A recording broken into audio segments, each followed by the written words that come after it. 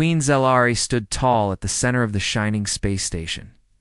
Her long silver robe floated behind her like a cloud of ice. Her violet eyes were cold, her skin pale like moonlight, and her crown shimmered with crystals mined from Zathur's deepest mountains. Round her, human diplomats and soldiers bowed or avoided eye contact. She liked it that way. Fear made control easier, but not all humans were afraid. Eli Grant, a tall human soldier standing quietly to her left, didn't bow. He only gave a polite nod when she arrived and kept his eyes focused forward, like a statue with a heartbeat. She had heard of humans like him, calm, soft-spoken, but dangerous when needed. Still, she didn't like having him as her personal bodyguard. A human assigned to protect a Zathurian queen? It was laughable, but it was part of the peace treaty. Between their worlds, and Zathar always honored its word. Still, she didn't speak to him, not for hours. Not even when he followed her from her quarters to the negotiation chambers, always quiet. Always a few steps behind. Days passed. Talks between Earth and Zathur were slow and difficult. Both sides had lost too much in the recent war. Too many. Dead. Too many lies. Now they smiled through their pain, trying to build peace from ashes. Zelari watched the humans carefully. She thought they would be loud and proud, but they were not. They listened. They spoke with calm voices. And they even made jokes, strange, odd little things that sometimes made her mouth twitch. Eli didn't talk during meetings. He only stood near the door, alert and still. One evening, after a long day of talks, Zelari sat in her chamber, alone, or so she thought. A soft voice spoke from near the wall. "Permission to speak, Your Majesty?" She turned her head sharply. It was Eli. "I did not ask for conversation," she said coldly. "I know. But you've been standing there for an hour. Thought you might want to sit." Zelari looked down at herself. She was still in her royal stance back, straight arms behind, neck tall. She hadn't moved since entering. It was her way of staying strong. But now, her legs felt stiff. Her eyes narrowed. "Why do you care if I sit?" she asked. Eli shrugged. "Because you're not a machine." Zelari blinked. No one spoke to her like that. She should have punished him. Instead, she sat down quietly. Eli returned to his position. He didn't say another word. The next morning, everything changed. A loud alarm rang through the station. Red lights flashed. The guards rushed to her room. "Protect the queen." "Ah!" "Emergency in the negotiation wing," someone shouted. Xelari stepped into the hall, flanked by human soldiers. Suddenly, gunfire rang out. To Zathur, men her own people charged from a hidden doorway, weapons drawn. Their eyes were wild with rage. For Zathur's purity, one shouted, firing at her. Before she could move, Eli was already there. He grabbed her arm, pulled her behind him, and shot both attackers with calm, precise aim. They dropped to the floor. The silence afterward was loud. Exla. I looked down at the fallen attackers. She knew their faces. High-ranking nobles, loyal to the old ways. She turned to Eli. "You protected me," she said, stunned. "Of course," he said simply. "It's my job. But they were my people." He looked her in the eyes. "That doesn't matter to me." That night, Zelari couldn't sleep. She stood by her window, looking out at the stars. Her thoughts were heavy. Eli was just outside, seated in a chair near the door, awake and alert. For the first time, she truly looked at him, not as a soldier, but as a being, a human. He didn't speak unless spoken to. He didn't look at her unless necessary. But when he moved, he was careful, quiet, respectful. She had seen him help a young diplomat who tripped. She had heard him humming to himself in the hallway. She once saw him give his food to a tired nurse. Humans were strange. She walked over to the door. "Eli," she said softly. He stood quickly. "Yes, Your Majesty. Why did you not kill them faster?" He frowned. "I don't like killing. I do it when I must." "That is weak," she said. He looked her in the eye. "Or maybe it's strong." Choosing peace when you could choose violence? That takes strength.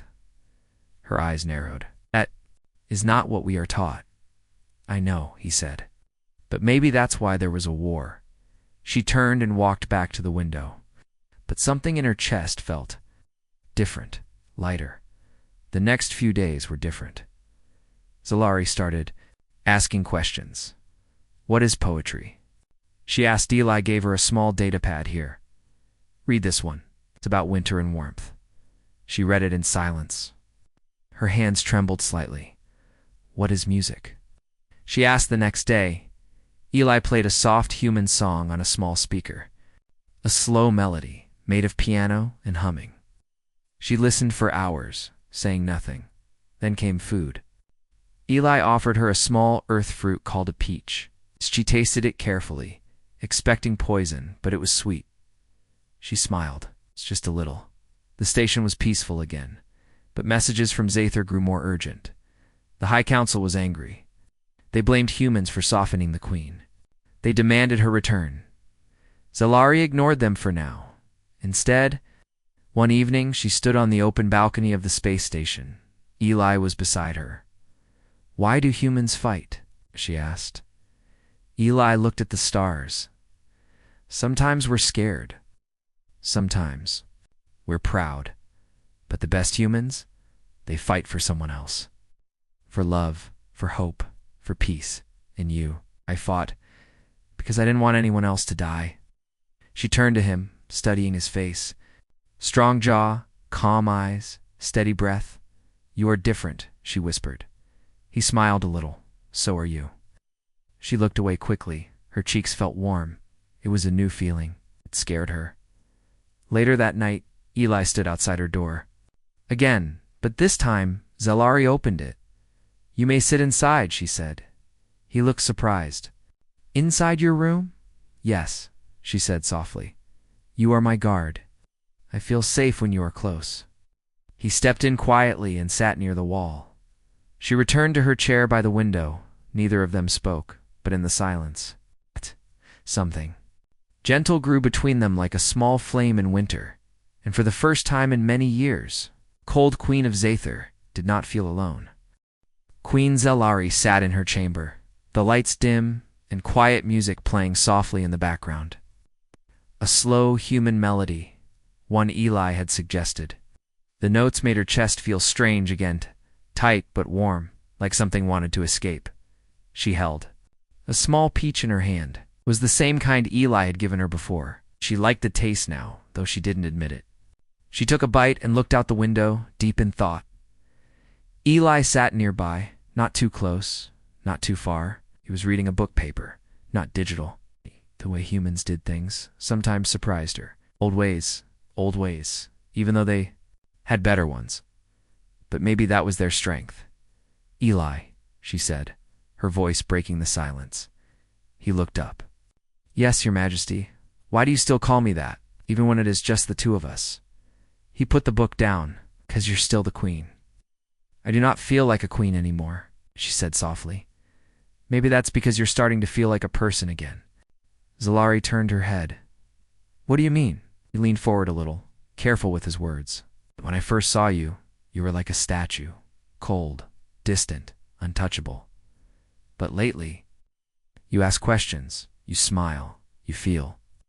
That's something real. She looked away. Zather, rulers are taught not to feel. Feelings are a weakness.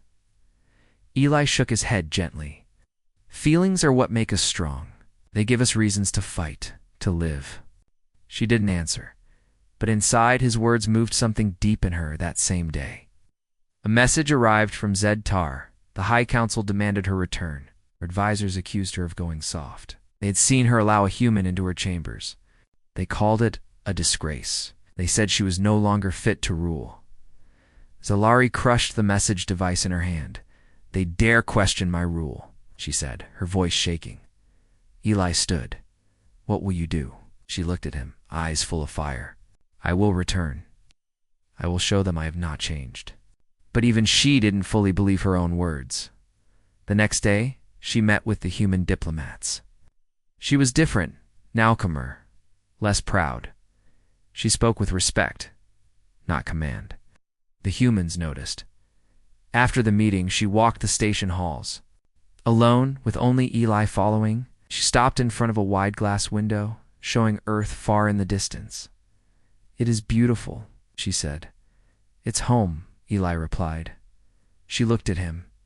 "Tell me about your home," Eli smiled. "I grew up near the mountains. There were trees everywhere.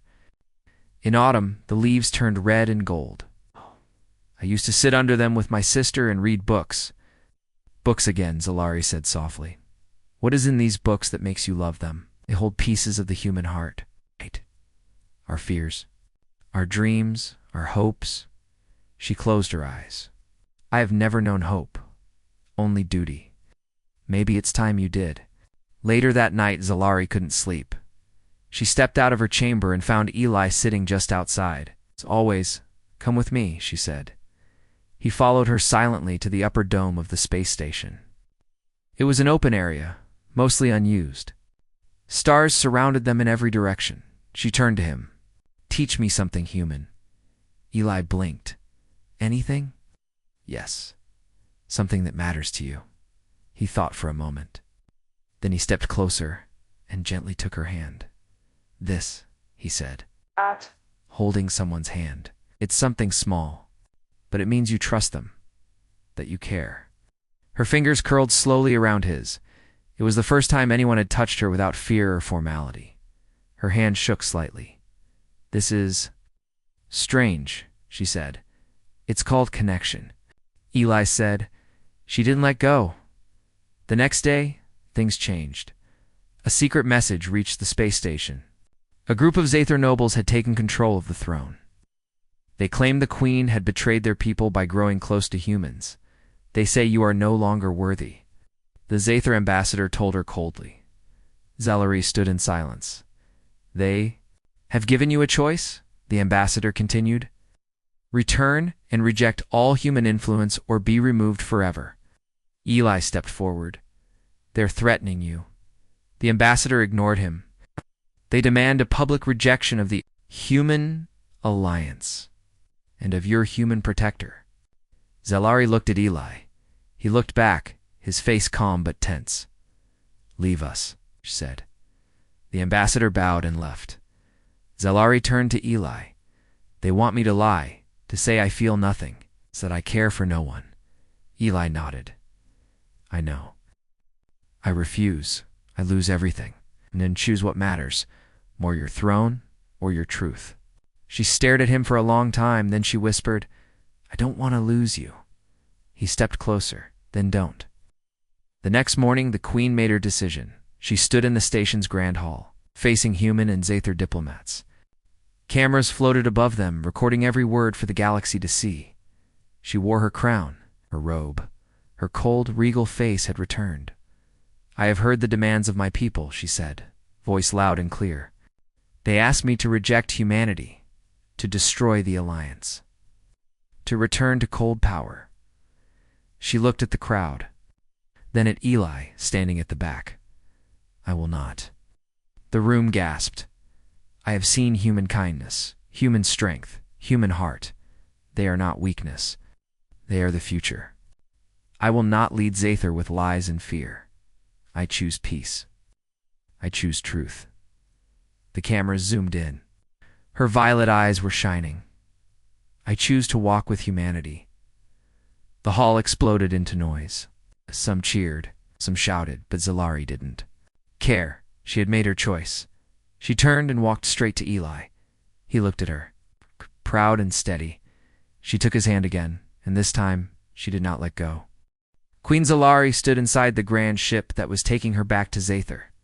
The stars outside were cold and quiet, like the path ahead. She had made her choice on the space station. She refused to reject humanity. She had spoken the truth. She had taken Eli's hand in front of the galaxy. Now she was going home, but not as a hero. Her people were angry. The nobles were furious. The ancient traditions were being broken. She knew what waited for her. Still, she went. Beside her, Eli stood silently. He had asked her once, "Are you sure?" And she had answered, yes, because I am not running. Zather was not like Earth. The sky was always purple, the ground silver blue.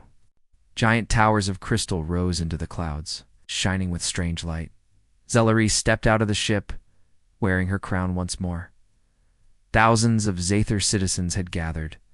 Some cheered weakly, many stood silent. Others turned away. She walked toward the palace gates. Eli followed. Inside, the High Council waited for her. 12 elders sat around a circle of stone. Their robes were long, their faces covered with silver masks. Queen Zelari, the leader said, his voice cold, "You return in shame."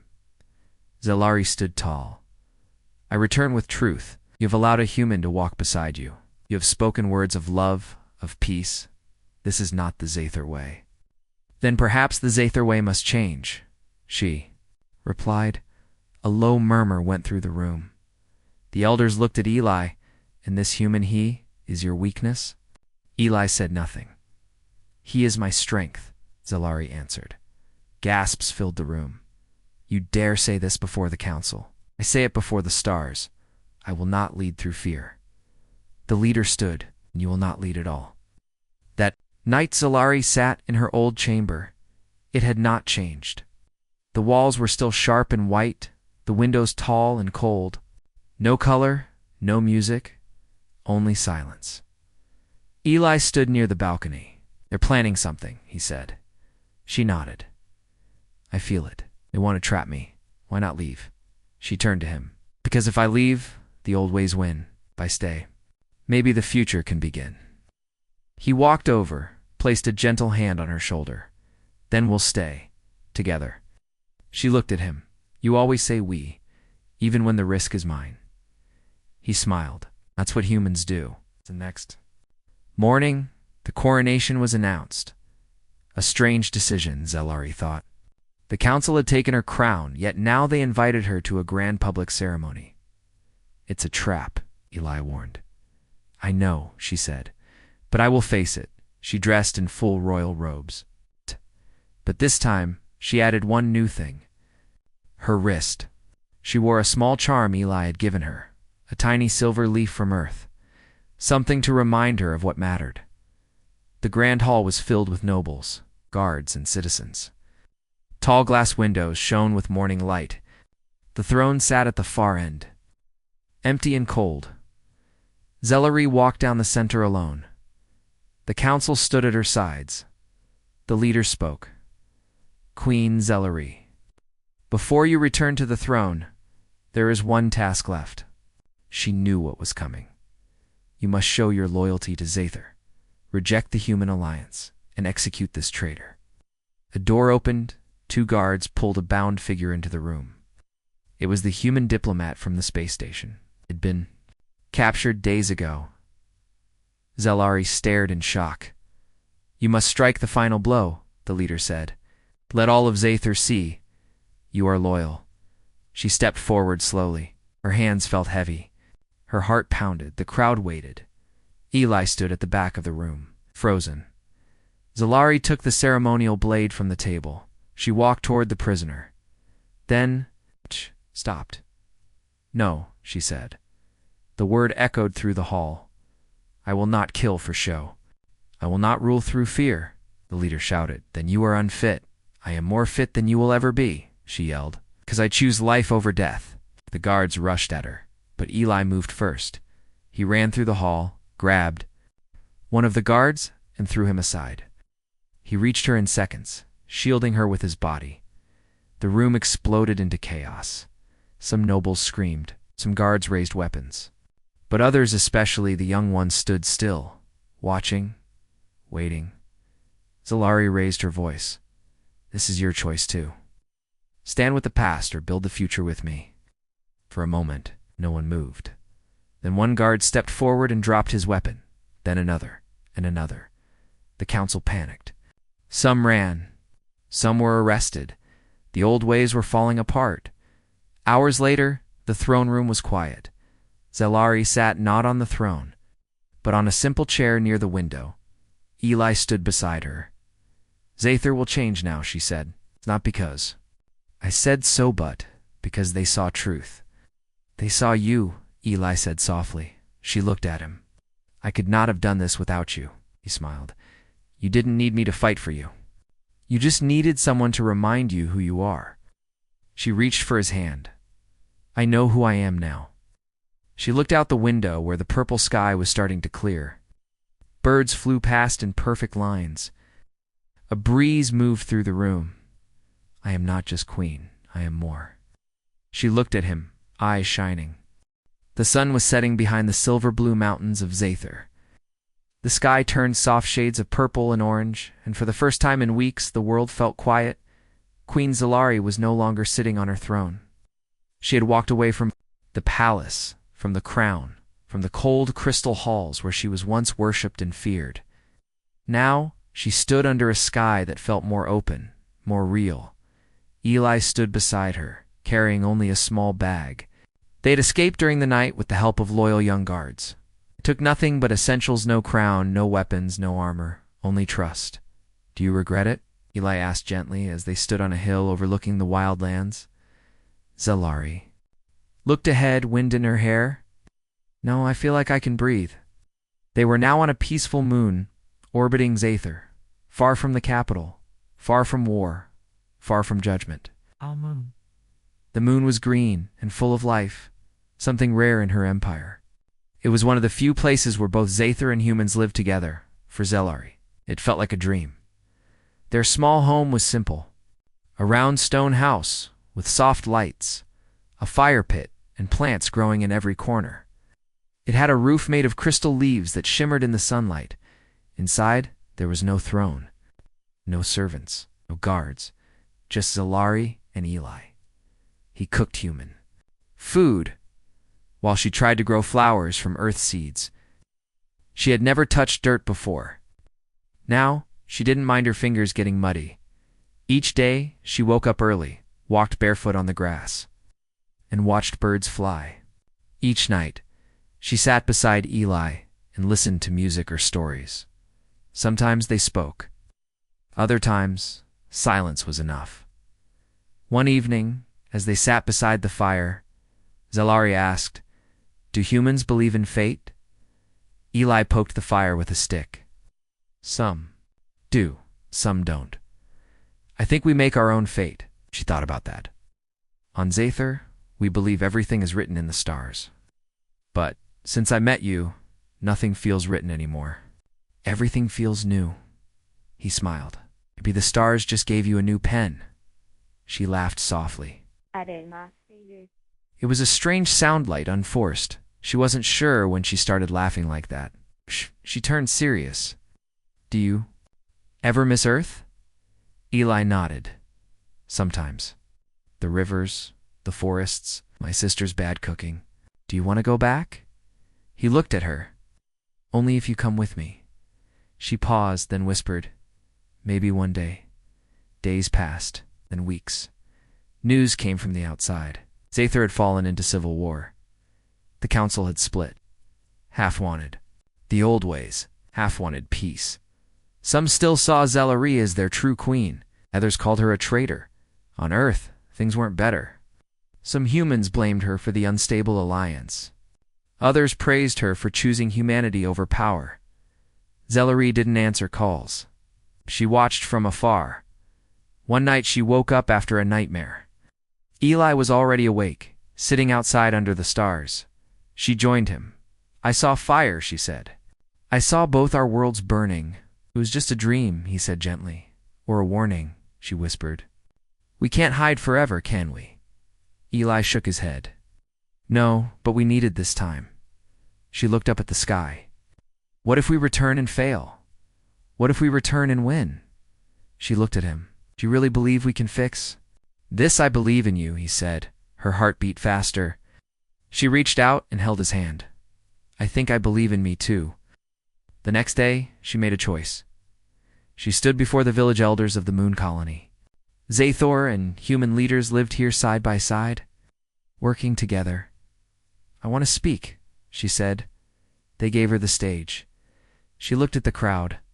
"I left the throne. But I did not leave my people. I did not leave this galaxy. I see now that I was not running. I was healing. The people listened quietly. There is a war coming, not between species, but between ideas, between the old and the new. I will not stay silent. A young Zather boy stepped forward. But you don't have soldiers anymore. At the crowd, I don't need soldiers. I need hearts, hands, minds. Eli stepped forward too, and I'll stand beside her. Every step, one by one, others joined them. Some offered food, some offered tools. Some offered only a smile, but that was enough.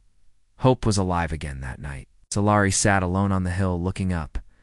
Eli came beside her and wrapped a soft blanket around her shoulders. I never imagined peace could feel like this. She said, "It's quiet, isn't it?" She nodded, but also powerful. I feel like I belong somewhere, finally. Eli smiled and whispered, "You belong with me." She turned to him. "Do you mean that?" He didn't speak. He simply pulled her gently into his arms.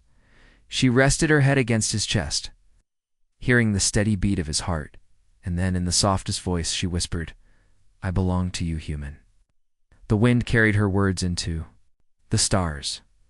And for once the stars said nothing, because they knew it was true. The war came like a storm. Zather's skies turned dark. Earth's outer colonies were attacked. Ships exploded in space, like fireflies caught in a trap. The old rulers of Zather, angry and proud, had launched their final move. They called it a cleansing. But everyone knew it was a war against change, against peace, against everything Queen Zelari stood for, in a hidden moon colony. Far from the chaos, Zelari stood still. Eli placed a hand on her shoulder. "There. Calling for you," she nodded. "I know. They need a leader. I am no longer their queen. You don't need a crown to lead." Shh, she turned to him. "You're right." And so, the crownless queen stood before a crowd once more. In the center of the village, humans and Zather gathered. They were miners, farmers, engineers, children, not soldiers, not warriors. But they had hope. Zalari spoke. "The enemy is not human. The enemy is not alien. The enemy is fear." She raised her voice. "We tried to hide, but peace cannot live in shadows. It must stand in the light. If we want a better future, we must fight for it together." A young Zather girl stepped forward. "But how? We have no army." Zalari smiled. "Then we'll build one with courage, not hatred." Eli stepped beside her. "We'll defend every colony, every home, every child, not for power, but for peace." One by one, people nodded, raised their hands, offered help, and so a new army was born, not of weapons, but of will. In the following weeks, Zalari traveled from colony to colony. Eli was always at her side. They rode on fast transport ships, spoke to leaders, delivered supplies, trained volunteers. News spread like wind. The queen is back. She walks among us. She fights with humans. She chooses peace. The war grew worse. The old Zather fleet launched an attack on Earth's space stations. Explosions lit the black sky. Thousands were in danger. No one was close enough to help except Zalari's group. They had one ship, old, slow, and small. Eli looked at her. "We won't make it in time." She placed her hand on the ship's controls. "Then we'll try anyway." The ship jumped into hyperspace. Inside, volunteers prepared for battle. Some prayed, some sang. Some cried, but all stood ready. Zalari stood at the front, wearing a plain gray suit. No crown, no robe. Just purpose. She spoke softly into the communicator. "To all who can hear me, this is Zalari. We are coming." The reply came, weak and broken. We don't expect to survive," Zalari answered. "You will, 'cause we are with you." The battle in space was brutal. Earth's last station was falling. Fires burned inside. Oxygen leaked. People screamed. Then, a flash of light. Zalara's ship arrived. She gave quick orders. "Protect the escape pods. Shield the wounded. Get the children out first."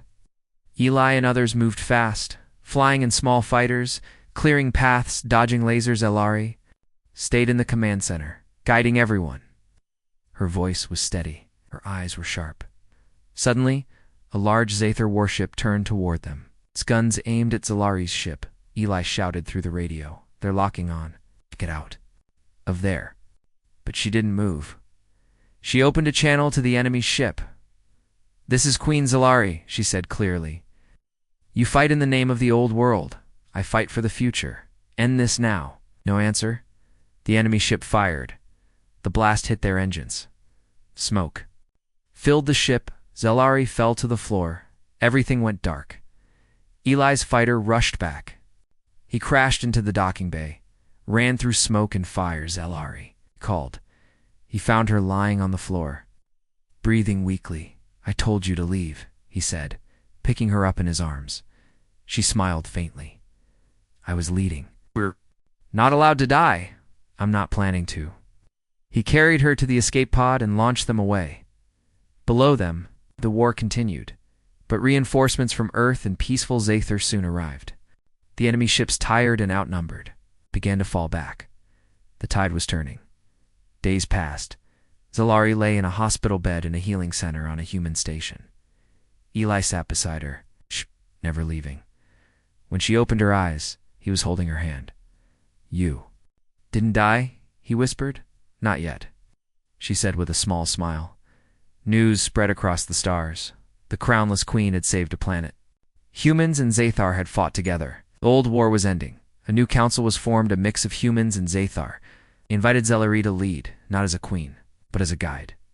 She said yes, but first she needed to rest. Weeks later, when she was strong enough to walk, Zalari and Eli stood on a quiet beach on Earth. It was sunset. The waves were gentle. The wind was warm.